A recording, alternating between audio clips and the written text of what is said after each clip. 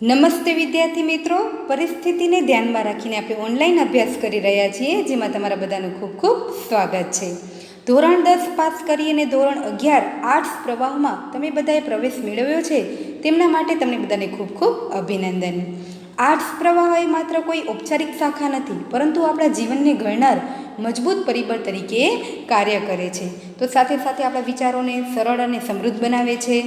આપણે જીવન મૂલ્યોનું શિક્ષણ આપી અને પ્રેરણા પૂરું પાડનાર એક મજબૂત પરિબળ તરીકે કાર્ય કરે છે. તો વિદ્યાર્થી મિત્રો, તમે બધાએ આ આર્ટ્સ પ્રવાહ પસંદ કર્યો છે, એમના માટે તમને બધાને ખૂબ ખૂબ શુભેચ્છાઓ. આપણે વાત કરશું ધોરણ 11 વિષય હિન્દીની. આમ તો દરેક ભાષાને શીખવી એક અલગ જ આનંદની વાત હોય છે, પરંતુ અહીં હિન્દી ભાષા એ તો આપણી રાષ્ટ્રભાષા પણ છે. તો આપણે હિન્દી ભાષાનો અભ્યાસ કરવાનો છે અને પાઠ્યપુસ્તકમાં આપેલા જેટલા પણ અભ્યાસક્રમના મુદ્દા છે એમની સમજૂતી પ્રાપ્ત કરવાની છે.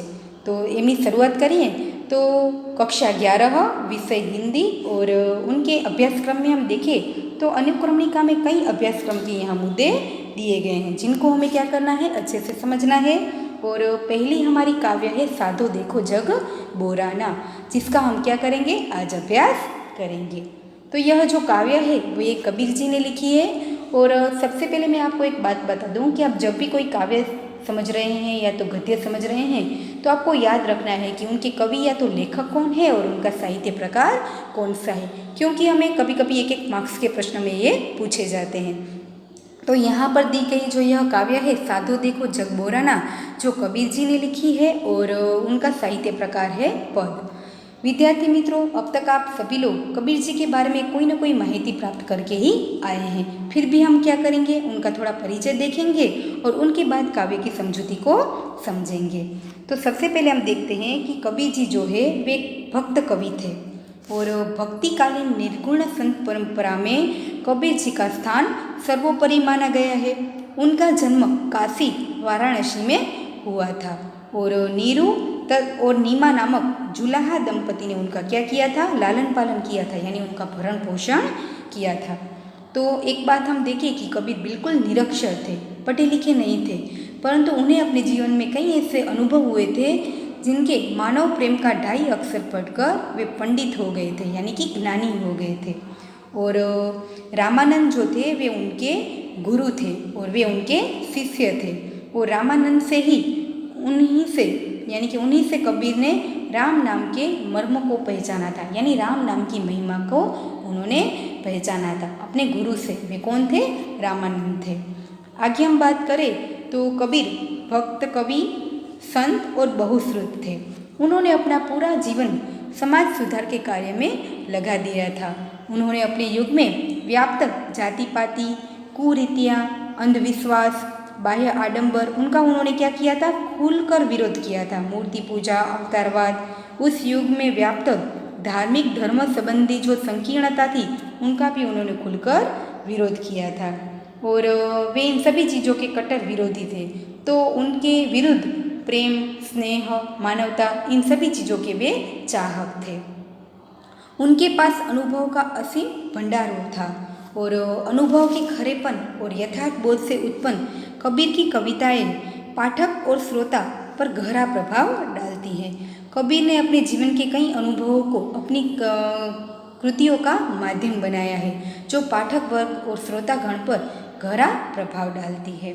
यहाँ हम देखें तो कबीर की जो भाषा है वह सद्दुकड़ी कहलाती है और इसमें बोलचाल तथा सहजता और बोधकता का भाव नजर आता है.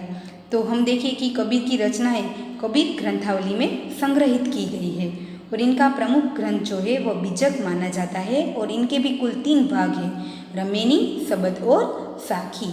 तो आगे हम बात करें कि इनके कुछ पद गुरु ग्रंथ साहिब में भी संग्रहित किए गए हैं. तो इस तरह हमने यहाँ देखा कि कबीर जो है वह भक्त कवि थे.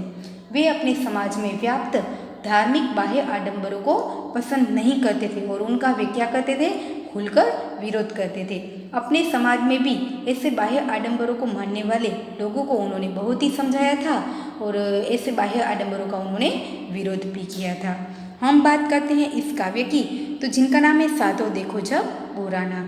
जिस काव्य में भी कबीर ने अपने युग में व्याप्त हिंदू मुस्लिम धर्म की विसंगतियों तथा अंतर विरोधियों, धार्मिक संकीर्णताओं, बाह्य आडंबरों का खुलकर विरोध करते हुए धर्म के ठेकेदारों को आत्मज्ञान प्राप्ति का नसीहत दे रहे हैं। यानी कि दोनों धर्मों में व्याप्त धार्मिक कुरीतियों और दिखावों का खुलकर विरोध किया है और बताया है कि धर्म के जो ठेकेदार हैं वे खुद आत्मज्ञान को नहीं जानते हैं और वे अनावश्यक ढोंगों के चक्कर में पड़कर ईश्वर से दूर होते जा रहे हैं। सत्य असत्य क्या है, इन सभी चीज़ों से वे बिल्कुल ही अज्ञान है, उनका उन्हें कोई भी ज्ञान नहीं है। इसकी वजह से वे अपने ही ईश्वर से दूर होते जा रहे हैं। इस बात को समझाने का उन्होंने यहाँ पर प्रयत्न किया है। तो विद्यार्थी मित्रों, आगे हम देखें कि काव्य के माध्यम से वे हमें समझाते हैं, यानी कि पद के द्वारा समझाते हुए कहते हैं कि हमारे संसार में जो लोग हैं वे सत्य को नहीं जानते हैं या तो समझना ही नहीं जानते हैं। ऐसे सांसारिक लोगों के बारे में बताते हुए वे साधु सज्जनों को कहते हैं कि साधो देखो, यह जग कैसा है, बोराना है। बोराना यानी बिल्कुल ही पागल है। वे कहते हैं कि साधो देखो, यह जग तो बिल्कुल पागल है। साची कहो तो मारन धावे, झूठे जग पतियाना। यानी कि आप यदि उन लोगों को सत्य क्या है या तो सत्य की वास्तविकता बताने का प्रयत्न करते हैं तो उनको वे जानते नहीं हैं, सत्य को जानते नहीं हैं, या तो कड़वी यह बात सत्य वास्तविकता को पहचानने का प्रयत्न ही नहीं करते हैं और जो सत्य उन्हें बताते हैं उनको ही वे मारने लग जाते हैं। और झूठे जग पतियाना, पतियाना यानी विश्वास करना, झूठे लोगों पर वे विश्वास कर बैठते हैं। यहाँ पर हम देखें तो कबीर जी ने हमारे संसार के ऐसे लोगों का चित्रण किया है कि जो हमारे जीवन की जो कड़वी वास्तविकता है, सत्य, उनको जानते नहीं हैं और जानने का कभी प्रयत्न ही नहीं करते हैं। इन सभी चीज़ों को न जानने वाले सत्य कहने पर उन्हें ही मारने लग जाते हैं और जो झूठे लोग हैं उनका भी तुरंत ही विश्वास कर लेते हैं। तो उन्होंने ऐसे लोगों को यहाँ पर बताते हुए ऐसे लोगों का विरोध किया है और उन्होंने बताया है कि यह सत्य को न जानने की यह बात या तो यह सिलसिला आज का नहीं है, हमारे पुराने समय से यह चला आ रहा है। हमारे इतिहास में भी कई ऐसे महान विद्वान पुरुष हुए हैं जिन्होंने लोगों को सत्य की बात कही है या तो सत्य का मार्ग बताने का प्रयत्न किया है। वे ही सभी लोग क्या करते हैं, उनकी सत्य की बात को न पहचान कर, न जानकर, जानने का कभी प्रयत्न ही नहीं किया और उन्हीं लोगों को मारने के लिए वे उनके पीछे दौड़ते गए। हम एक उदाहरण देखें कि महात्मा गांधी है जो लोगों को सत्य की राह पर ले जाने का प्रयत्न करते थे, परंतु लोगों ने उनका खुलकर विरोध किया और उन्हें ही गोली मारकर उनकी हत्या कर दी गई। इस तरह कबीर जी ने ऐसे सत्य को न जानने वाले और जानने का प्रयत्न न करने वाले लोगों का यहाँ पर चित्रण किया है और कहते हैं कि वे लोग ऐसे होते हैं जो यदि आप उन्हें सच्ची बात कहें या तो सत्य की हकीकत समझाने का प्रयत्न करें तो वे उन्हें जानने का कभी प्रयत्न नहीं करेंगे और वे आपको ही मारने लग जाएंगे। और जो झूठे लोग होते हैं उन पर वे तुरंत ही विश्वास कर लेते हैं, उन्हें उनकी बात बिल्कुल सही लगने लगती है तो उनकी बातों को वे बड़े चाव से सुनते हैं, उसकी बात पर तुरंत ही विश्वास कर लेते हैं। यानी उनमें सच और झूठ की पहचान नहीं रह गई है। ऐसे लोग होते हैं वे बिल्कुल सत्य से अनजान होते हैं और सत्य असत्य क्या होता है इस बात का उन्हें कोई ज्ञान नहीं होता है। वे ही लोग सत्य को नहीं जानने का प्रयत्न करते हैं या तो उन्हें जानने का प्रयत्न ही नहीं करते हैं और झूठी बातों को तुरंत ही मान लेते हैं। ऐसे लोगों का यहाँ पर कबीर जी ने खुलकर विरोध किया है। तो आगे वे कहते हैं कि हिंदू कहते राम हमारा, मुसलमान कहते रहमान हमारा, आपस में दो लड़े मरतु परंतु मरम कोई नहीं जाना। यहाँ पर उन्होंने इन दोनों धर्म संप्रदाय को मानने वाले लोगों के बारे में बताया है कि हिंदू लोग कहते हैं कि राम हमारे हैं, वे उनकी पूजा करते हैं, उनको ही अपने भगवान मानते हैं। तो मुसलमान लोग जो होते हैं वे रहमान को ही अपना सर्वस्व मानते हैं। वे सभी लोग क्या करते हैं, अपने अपने धर्म का प्रचार करते हैं, अपने अपने धर्म को वे महत्व देते हैं, सब कुछ वे सभी लोग उनको ही अपना सर्वस्व मानते हैं। परंतु इस बात को लेकर ही वे आपस में क्या करते हैं, झगड़ते हैं और कट मरते हैं। पर सच्चाई जानने की वे कोई कोशिश नहीं करते हैं कि सही मायने में उन दोनों के धर्म का कहने का सार एक ही है, कहने का तात्पर्य एक ही है। इस बात को न जानकर वे क्या करते हैं, एक दूसरे के ही वे विरोधी बनते जा रहे हैं और ऐसे लड़ाई झगड़ों में ही वे अपने ईश्वर से भी दूर होते जा रहे हैं। इसलिए कबीर जी ने कहा है कि उन्हें अपने आत्मज्ञान का अनुभव नहीं है। इस वजह से वे सभी लोग क्या करते हैं, इस तरह झगड़े करते हैं, लड़ मरते हैं। परंतु यदि वे अपने आत्मज्ञान को जानने का प्रयत्न करें, यह जानने का प्रयत्न करें कि कोई भी धर्म है जो उनके कहने का तात्पर्य एक ही होता है, चाहे कहने का तरीका अलग हो सकता है परंतु कहने का तात्पर्य तो एक ही होता है। यदि वे लोग इस आत्मज्ञान को जान ले तो उनके बीच के झगड़े अपने आप ही दूर हो जाएंगे। और आगे वे कहते हैं कि वे सभी लोग अपने आत्मज्ञान को न जानने की वजह से अपने ईश्वर से ही दूर होते जा रहे हैं। आगे उन्होंने कहा है कि बहुत मिले मोही, नेमी धर्मी प्रात करे स्नाना, आत्म छोड़ी पसाने पूजे, तिनका थोथा ज्ञाना। यहाँ पर कबीर जी बाह्य दिखावे करने वाले लोगों के बारे में बताते हुए उनका विरोध करते हैं और वे कहते हैं कि मुझे अपने जीवन में कई ऐसे लोग मिले हैं जो मोही यानी मुझे बहुत ऐसे लोग मिले हैं जो नेमी धर्मी यानी कि नियम धर्म का पालन करने वाले होते हैं। प्रातः करे स्नाना यानी बड़े सवेरे उठकर स्नान आदि करते हैं, नियम धर्म का पालन करते हैं, परंतु वे सभी लोग क्या है, अपने आत्मज्ञान को ही नहीं जानते हैं। उन्होंने अपने आत्मज्ञान को छोड़ दिया है और बाह्य दिखावे जैसे पसाने यानी पत्थर की पूजा करते हैं, उनमें ईश्वर को ढूंढने का प्रयत्न करते हैं और उनका जो यह ज्ञान है वह भी कैसा है, खोखला है, व्यर्थ है, रति है, तिनका थोथा है। उनका ज्ञान भी कैसा है, बिल्कुल खोखला है। कबीर जी ने ऐसे बाह्य दिखावे वाले व्यक्ति का विरोध करते हुए कहा कि ऐसे लोग कैसे होते हैं जो अपने आत्मज्ञान को नहीं पहचानते हैं। अपने आत्मज्ञान को पहचानने का कार्य छोड़कर ऐसे बाह्य दिखावों में वे क्या करते हैं, अपने समय को बर्बाद करते हैं। वे अपने नियम धर्म को मानते हैं, सब बड़े सवेरे स्नान करते हैं, पत्थरों की पूजा करते हैं, परंतु उनका ज्ञान भी कैसा है, बाह्य दिखावे जैसा, सिर्फ खोखला ही है, परंतु वे अपने आत्मज्ञान को जानने का कभी प्रयत्न नहीं करते हैं। तो आगे उन्होंने बताया कि आसन भारी दीम्भ धरी बैठे, मन में बहुत गुमाना यानी घमंड है, अभिमान है। वे ऐसे लोग होते हैं जो आसन भारी दीम्भ धरी बैठे हैं और मन में बहुत ही गुमान है, उनके मन में बहुत ही घमंड है। पीपर पाथर पूजन लागे, तीरथ पर फुलाना।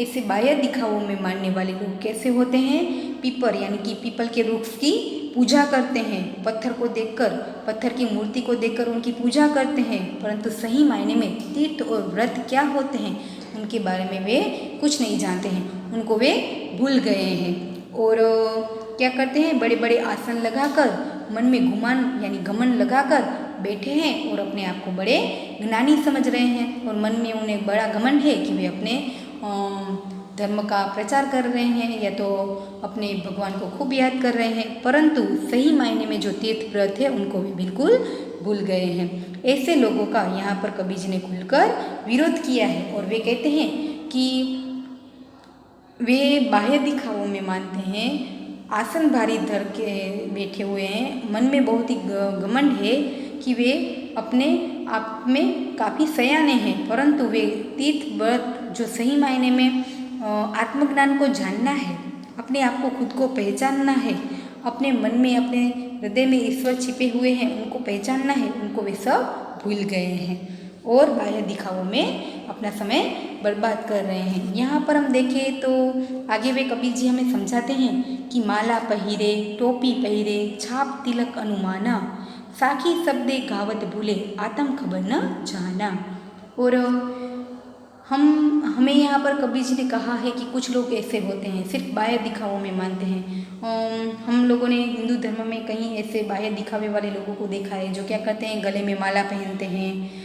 कई बाह्य दिखावे वाले ऐसे लोगों को देखा है, मुसलमान लोगों को देखा है जो सिर पर टोपी पहनते हैं, या तो हिंदू लोग क्या करते हैं, सिर पर तिलक लगाते हैं।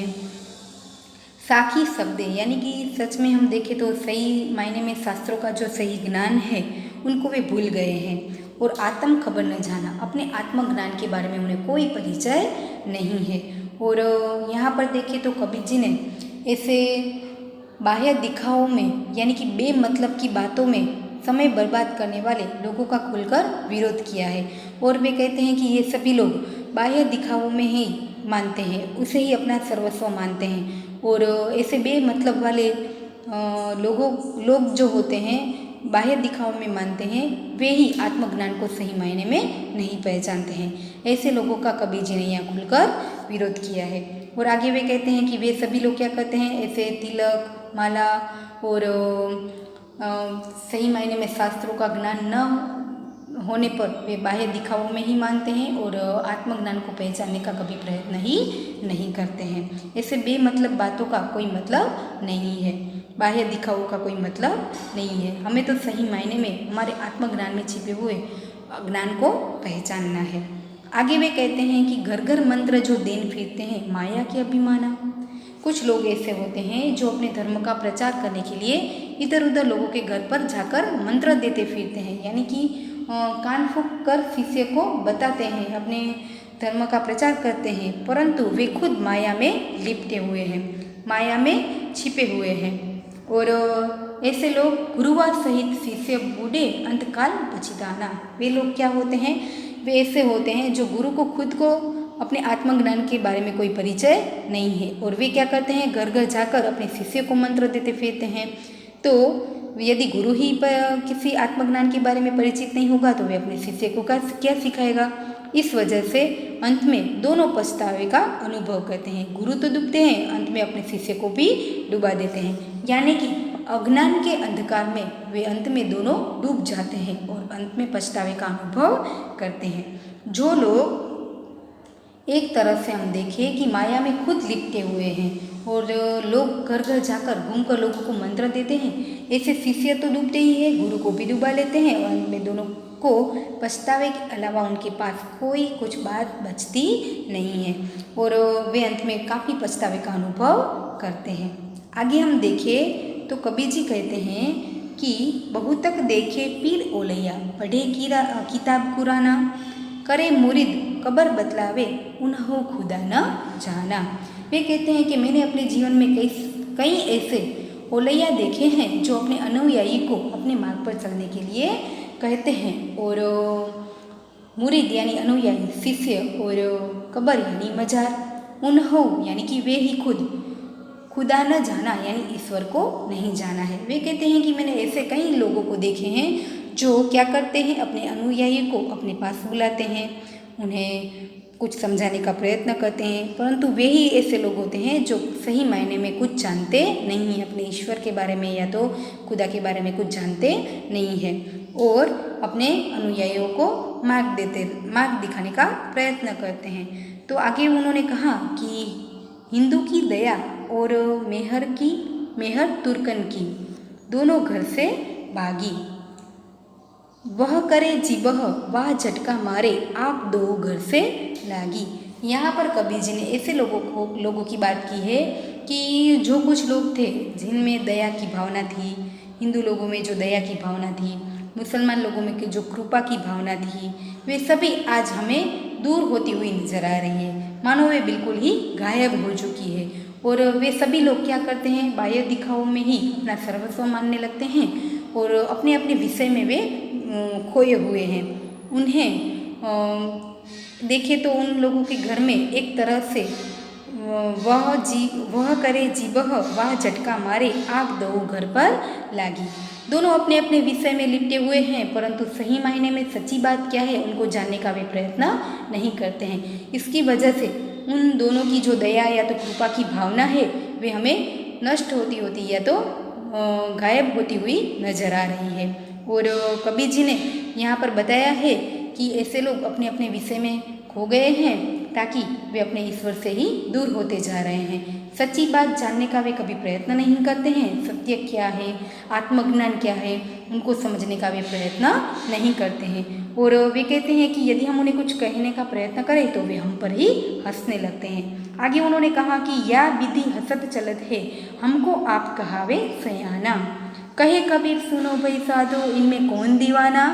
तो कबीर जी कहते हैं ये लोग मेरी बातों पर हंसते हैं और अपने आप को बुद्धिमान कहते हैं। कबीर कहते हैं कि हे भाइयों, आप ही बताइए कि इनमें कौन पागल है। यदि हम उन्हें सच्ची बात बताने का प्रयत्न करते हैं या तो आत्मज्ञान क्या है या सत्य क्या है या तो धर्म जो हमारे धार्मिक पुस्तकें हैं या तो हमारे धार्मिक शास्त्र है, उनका कहने का तात्पर्य क्या है, इन सभी बातों को हम उन्हें समझाने का प्रयत्न करते हैं, या तो आत्मज्ञान क्या है उनको पहचानने की बात को समझाते हैं, तो वे लोग हम पर हंसते हैं और अपने आप को बुद्धिमान या तो सयाना यानी चतुर कहलाते हैं।